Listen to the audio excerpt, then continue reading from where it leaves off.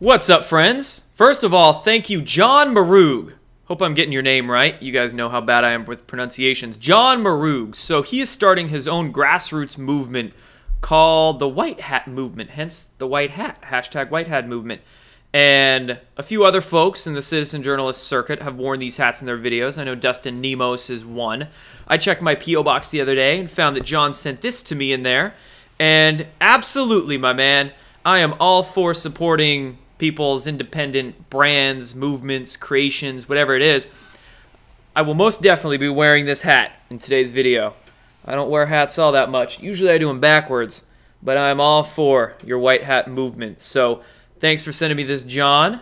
And as for this video, what kind of ruckus can we stir up, huh? First of all, we'll be covering some New York Times articles. I've seen a couple of bad ones the past couple of days, one on cancer and one on vaccines. We'll have to cover that here. We'll also be talking about UFOs, that secret DoD program, remember? Tucker Carlson even did a segment on his show last night talking about it, so I've got to give more of my 2 cents in on that. And then just various other things. We got a drone closing Newark. We've got more deep fake videos we're being warned about in the mainstream media. Fox News apologizing for running a graphic implying that Ruth Bader Ginsburg has died, and a bunch of other things as well. So let's go. White Hat Movement.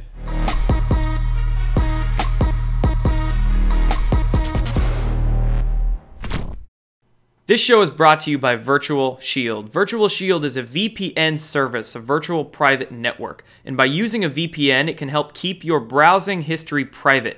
All you do is download their app and browse through it. It works on all of your devices, and with their new IdentiSafe, you can secure both your webcam and your microphone, so hackers will not be able to listen in or look in on whatever you're doing. So check out Virtual Shield. They have a winter special going on, extra 30% off. Sign up for them for only $3.50 per month.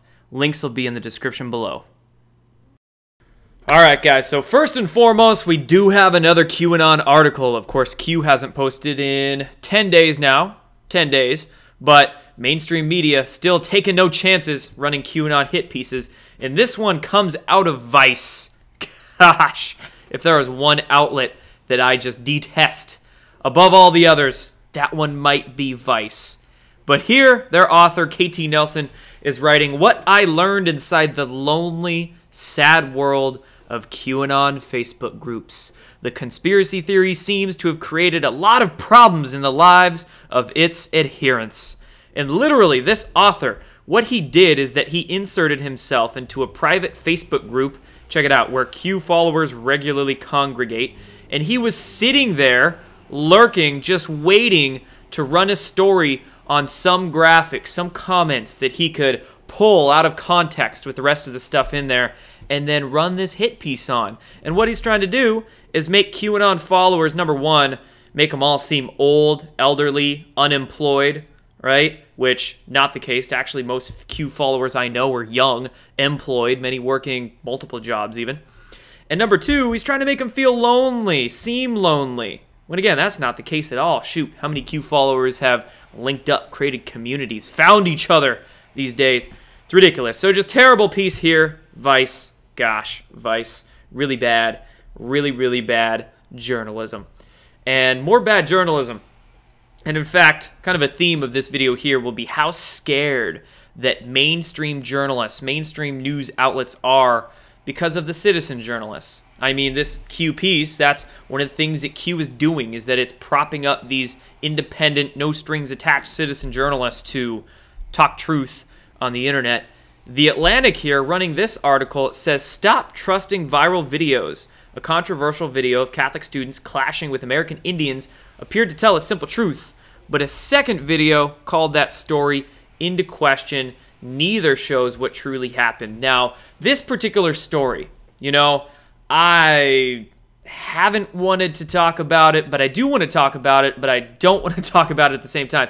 It's just, there's a lot of BS I'm seeing from, I'll be honest, both sides of the aisle when it comes to this controversial story. I'm just seeing a lot of hatred, a lot of division from both conservative and liberal, from both left-wing, right-wing, a lot of ignorance, unawareness, to be honest. So I might do future videos talking about this. I might not. We'll see how I feel about it. But regardless, I mean, no matter what side of the aisle you're on with this story, you cannot doubt that the mainstream media, just the media in general, has been using clips from this story out of context to try to brainwash people with. And again, I've seen both conservative media and liberal media try to do that. Take particular audio clips, video clips, spin the context just for their own bias, just to get clicks, just for their own narratives, you know? And the mainstream media here saying stop trusting viral videos. Truly, what have these done? Cell phones with video cameras. What have these done to journalism? It's incredible. I mean, we have literally recorders of incidences in our hands, these magic freaking phone devices, and we can get the story, the true story that doesn't have a context spin to it, captured on video, and then with social media, it gets shared virally, you know? So, God, what is the life of a mainstream journalist like these days, where stuff like this, little cell phones, are totally ruining their narratives, ruining their efforts to try to spin the context of situations like this. So that's why they're scared of viral videos. They're scared of social media, you know, because we can get the truth out there. Much more of the truth out there without the narrative spin. They'll do what they can. You know, we've been seeing that. Mainstream media, they'll do what they can to spin the narrative, but they're having a much more difficult time doing that. That's the moral of the story here. Next story, let's talk about the Deciem CEO, Brandon Truax. Okay, so I'll read the headline, then I'll give you the backstory. Brandon Truax, founder of skincare brand Deciem, has died at a right young age of only 40 years old, and there he is right there. Now, here's the backstory to this, okay? So, this CEO, the Deciem CEO, Brandon Truax, if you were following this was only about 3 or 4 months ago, on Instagram, Brandon Truax took to Deciem's Instagram, their blue check-marked official company Instagram page, and started posting videos and Instagram posts with captions, various things. They were very bizarre, they were very weird, but basically what he was doing is trying to out the corruption that a lot of the big companies are involved in. He was talking about Estee Lauder. He was talking about, I believe, Richard Branson even, like a lot of high-profile corporations and individuals.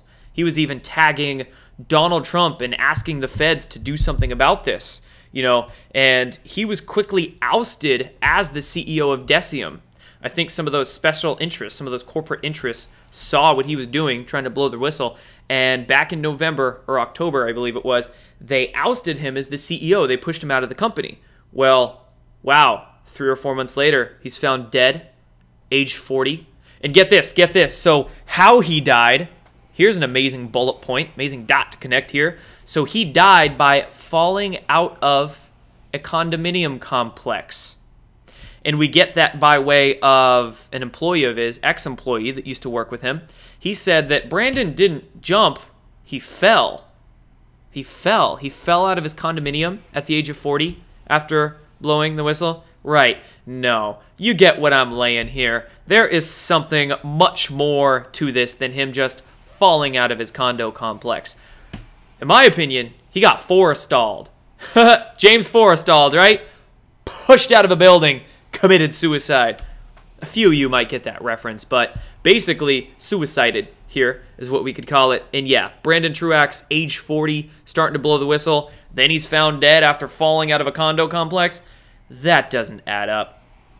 Man, a lot more backstory to this. Fox News apologizing for airing a graphic implying that Ruth Bader Ginsburg had died. Wow, so this is the graphic right here that Fox and Friends aired on their segment the other day.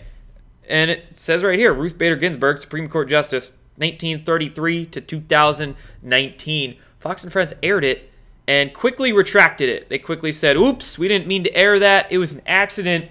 It was a screw-up. Big mistake. How is this a mistake? That's a pretty complicated mistake to not only make the graphic, but to air the graphic, and then to, you know, you see what I'm saying? Was that a purposeful mistake? Is Ruth Bader Ginsburg actually dead, and this was some background producer's way of getting that out into the public? Is this actually an accident? I don't know. But RBG, nevertheless, I'm still waiting for that proof of life. I don't think we've gotten that yet. As far as I'm aware, the White House is still going forward with a State of the Union address. It's supposed to happen in 6 days, next Tuesday, the 29th. Don't know if that's going to be in Washington. I think they're looking at spots outside of Washington. So we'll see. We'll see if we ever get that proof of life that RBG is alive. or when and how they'll roll out her death to the public. We'll see about that. Washington fears new threat from deep fake videos. So this coming out of thehill.com a couple of days ago, talking about deep fakes. Deep fakes is basically the establishment's new way of warning you, prepping your mind about fake videos, okay? And this isn't the first time that we've seen this in the mainstream media. I believe it was the New York Times. Speaking of them, we're not finished with the New York Times yet in this video here. We'll talk about them in a minute. But it was the New York Times that ran the first article about these, quote, deep fakes early on in 2018. And then every couple of months, of course, they have to run a new series of articles to keep it fresh in the public's mind, to continue to try to get ahead of the story. And what that story that the mainstream media, that the deep state is essentially trying to get ahead of here, is content that gets released showing these deep staters, these politicians, these bad actors in compromised situations. They're trying to get ahead of that story. So if any video or photograph of, say, Hillary Clinton or John Podesta gets leaked into the public, they can claim, oh, it was artificial intelligence, or oh, it's hackers, or of course they'll probably try to throw the Russians behind it. But that's what they're going to call deep fakes, right? Keep that in mind. Deep fakes, deep state deep fakes. Now we have another airport shut down for a brief time. It's up and running again, but because of a drone. So this happened in New Jersey, this one here in America. Newark Airport had landings. Planes were still taking off, but their landings, their arrivals, were briefly on hold yesterday because of these drone reports. How many drone reports, drone sightings are going to shut down airports? First, we had a couple in England. We had Gatwick Airport and then Heathrow Airport. And remember Gatwick, that happened over like multiple days, and there was multiple sightings, and it's very weird. Then the same thing happened at Heathrow, where they shut down the airport for a brief amount of time because of a, whatever they claim, drone, right? Now, Newark. And, okay, drone sighting, drone report. I might believe this one to actually be a drone because they're putting out quite a bit of specific details about it. Very unlike what happened in Gatwick, where they didn't put out any details. It was closed for like 2 or 3 days, multiple times because of this drone excuse. So Newark, though, they're putting out some more specific details. Might be a drone, but again, it might not. You know, it was very weird to me that they only shut down arrivals. Planes were still taking off. You would think with a drone in the air, airspace compromised like that, that they would halt both arrivals and departures. So with only arrivals being halted, it's like, to me, I'm wondering if this drone reporting, drone sighting excuse to shut down airports is a way that the feds are nabbing people, right? Maybe they have a high-profile target that they show check into the airport. It pops up on the scanners, little blip, and then they shut down the airport really quick, call it a drone sighting, and rush the feds in there to arrest them. I don't know. That's just a theory that I have, speculation that I have, but maybe. I mean, how many freaking airport closures are we going to get the past, not just a couple months from drone sightings, but over the past couple years? If we go back to very early Q, within the first couple of months there, this is the end of 2017, early 2018, there was multiple airports that got shut down succinctly, you know, and there's all sorts of weird excuses. Like, one excuse was a bagel that burnt in one of the restaurants, and it made the fire alarms go off and shut down this wing of the airport. You know, excuses like that, very odd. So maybe there's a lot more to these stories as well. Now moving on to the New York Times. So just totally BS I'll curse, shit show articles that we have here by the New York Times. First one says, when cancer meets the internet, Dr. Google doesn't always know what's best. All right. I'm actually going to show you the second one too, because they're both just so bad. This one's about cancer, and this one is about vaccines. How to inoculate against anti-vaxxers. The no vaccine crowd has persuaded a lot of people, but public health can prevail. Literally, in this article here, they had their whole editorial board, by the editorial board, as you can see here. This is basically the whole paper making this statement that we need to inoculate against anti-vaxxers, basically smearing the whole anti-vaccine argument here. And both of these articles, the anti-vaccine one and this one trying to combat alternative or natural cancer information, they're both, both of these articles, like I mentioned earlier, a theme of this video here is how scared the deep state is of the citizen journalist, of the independent grassroots information movements, right? That's why the New York Times has to do both of these articles. Shoot, in the anti-vax realm, there are so many websites, so many documentaries, so many people trying to get out information about this. You know, it's fantastic. I just did an interview yesterday with a man named Kent Heckenlively. He's an author, he's a lawyer, he does a lot of very good work in the anti-vaccine movement. You know, so many people are shouting from the rooftops and doing the work necessary, spreading information, spreading knowledge. They're scared. New York Times is scared. That's why they have to literally recommend, put number one, all this fear porn out there. So much fear. So much fear. You know, not just that, but they have to suggest the Vaccine Confidence Project. Oh, yeah, it's an endeavor that monitors anti-vaccine websites, right? Not just that, but in this cancer article, they're saying, wow, Dr. Google doesn't know what's best. You have to be wary of sites filled with misinformation and go to this very reliable site, cancer.net, run by an oncologist at Stanford. I think I mentioned this in yesterday's video, talking about deep state university institutions. Yeah, talk about deep state college, Stanford. Go to cancer.net. Listen to the American Cancer Society.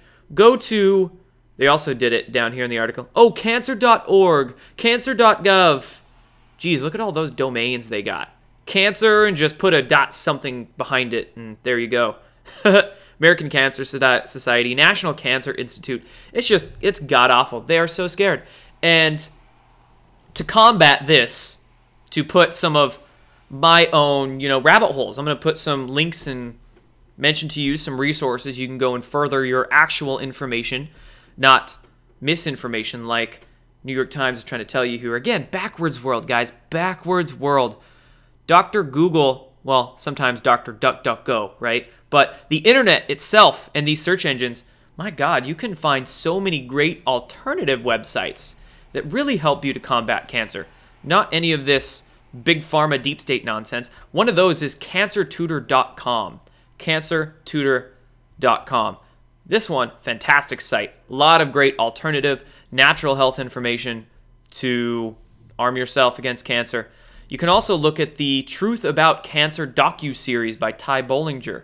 My gosh, this is like 8 or 9 documentaries in one. Each episode is like an hour, hour and a half long. The Truth About Cancer docu-series. And not just that, but we're on the topic of both cancer and vaccines here.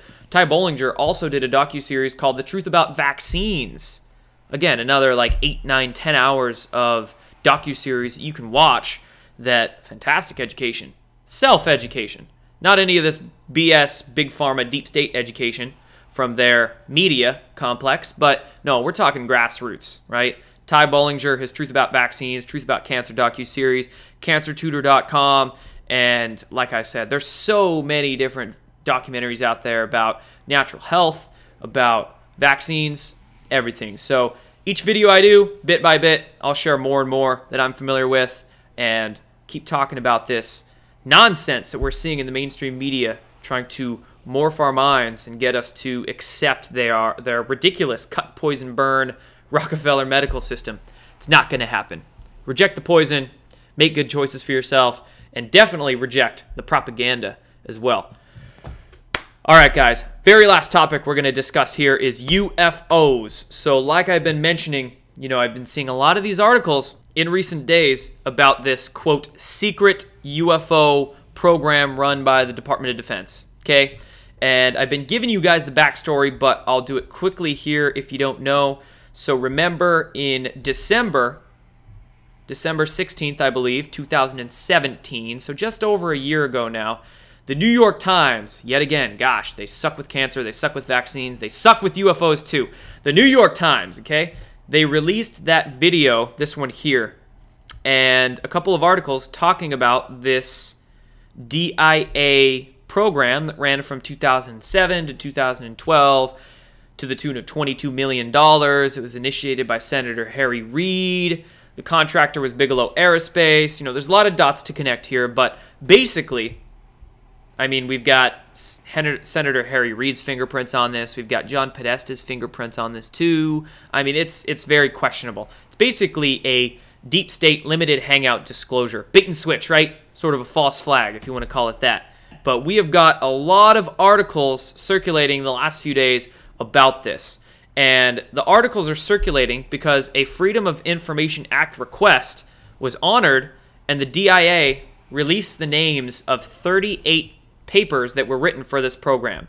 38, these are called DIRDs, okay? So here's the thing. Now, a lot of these mainstream media articles running about it, they're trying to claim that it was classified, that this program has been declassified, right? And that's not the case. Right here, this article says the declassified documents don't reveal. But you have to, if you actually look at the documents right here, here's the list of all these papers written for this program. It says unclassified. Unclassified. So that's the thing. It was never actually classified in the first place, And $22 million, we've got billions and billions, if not trillions of dollars missing in misadjustments from the Pentagon. So this one tiny DIA program initiated by Senator Harry Reid, it's got Podesta's fingerprints on it. So why? The motive, you should be asking what the motive is. Why would they be disclosing this, And the answer to that is because they're trying to distract people. That's why I'm calling it sort of a false flag disclosure. This DIA program being released to the public, it was never officially classified. It's as if they ran the program, they funneled $22 million into it just to say they studied UFOs or whatever, not do anything actually substantial, maybe make a couple of fake videos, blah, blah, blah, and let that sit there. So they ran this for 5 years, ended in 2012. They let this program sit there. Again, it was never actually classified. Maybe they had the information stashed on a classified server, but it was never actually classified. And then when they needed it, when they needed some sort of distraction to bring out to the public, that's when they find where this information was on whatever server and whatever back office and start bringing it out into the public. That's exactly what we started seeing with the New York Times in December 2017. Why were they rushing this stuff out to the public then? Q. We were just about a month and a half into Q. Q's drops were blowing up. People were starting to put together the dots of all the deep state connections and all of that. I mean, people were waking up en masse then, a lot more so, seeing how all these political figures were involved in corruption. Not just that, but WikiLeaks as well. I mean, the WikiLeaks drops at the end of 2016. So, I mean, shoot, John Podesta, pizza guy. He's our pizza guy. Why are his fingerprints on these, quote, secret UFO program disclosures? Well, he is desperate for these UFO disclosures to distract the public from the rest of his corruption. You see what I'm saying? That's the idea of a limited hangout, is to bring forth a little bit of information, but not the deep stuff, not the damaging stuff, not the fact that there's trillions of dollars into these projects, not the fact that there is many, many programs, I'm sure, beyond just this one the DIA ran. What did the CIA ran? What did the Air Force? What's the Navy ran the past 4 decades? And what about the technologies involved? I mean, these scientific papers, they're still mainstream, and they're just papers. Like, what about the programs that actually started developing stuff? No, I'm saying. So There's so much context that the mainstream media is not giving us with this, quote, secret UFO program ran by the DIA. But thank the Lord that Dr. Sala from exopolitics.org has been following this story. So here's an article of his that he wrote yesterday about this DIA program, a lot of the backstory behind it. I'm going to link this article down below, along with many of the others that I'm showing you here. Dr. Sala, again, is doing a fantastic job at giving us a lot of the backstory. So this DIA program was never actually classified. It was unclassified. There's 38 reports that were written for it. These 38 reports were publicly leaked, the names of them, in July by George Knapp. Two of these, PDFs from two of these reports, were actually put on the internet well over a year ago by Corey Goode. He somehow got a hold of two of them. Looks like by one of his insiders, allegedly, supposedly within the DIA itself. So there's been people, you can kind of see how there's been this civil war for disclosure, the shadow civil war for disclosure using this DIA program. We have deep staters like John Podesta and Harry Reid trying to, gift wrap it for the public, bring it all out, all shiny and nice and neat. But then we have some other insiders, looks like within the DIA, trying to leak it out almost on the other underground to independent researchers who don't have strings attached or that might be more trustworthy than, of course, anybody linked to John Podesta and shilling for To the Stars. You see what I'm saying? So anyway, Dr. Sala doing great work following a lot of this. I'll link this down below. And Tucker Carlson, like I mentioned at the beginning, Tucker Carlson did run a segment last night talking about this secret UFO program. And again, not that secret, two PDFs were leaked by Corey, and I've had on my desktop for a long, long time. And then we got the names of them about 9 months ago. But Fox News, Tucker Carlson, they just kind of have to play that disclosure game right now. I would love to go on Tucker Carlson and give him the backstory behind all of this and talk about deeper truths, a bigger picture perspective than, say, what Nick Pope offered last night on his show. But we're getting there. Like I've been saying, drip by drip disclosure. Tucker Carlson, maybe he doesn't know, maybe his hands are tied. Maybe it's the producers of the show or some higher-ups there at Fox News not letting some deeper information hit. But we're going to start to see a lot more news stories this year about UFO guys. And it's going to be fun. It's going to be fun to pick apart, see what kind of context they're trying to spin, and I'll be here trying to help unspin it for you. So there you go, guys.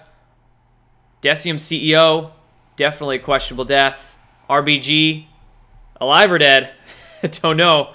A lot of BS when it comes to cancer and vaccines being thrown our way, and a lot of BS when it comes to UFOs as well. Help you unspin it when we see it. Thanks, guys, for watching. I'll be back soon. Take care.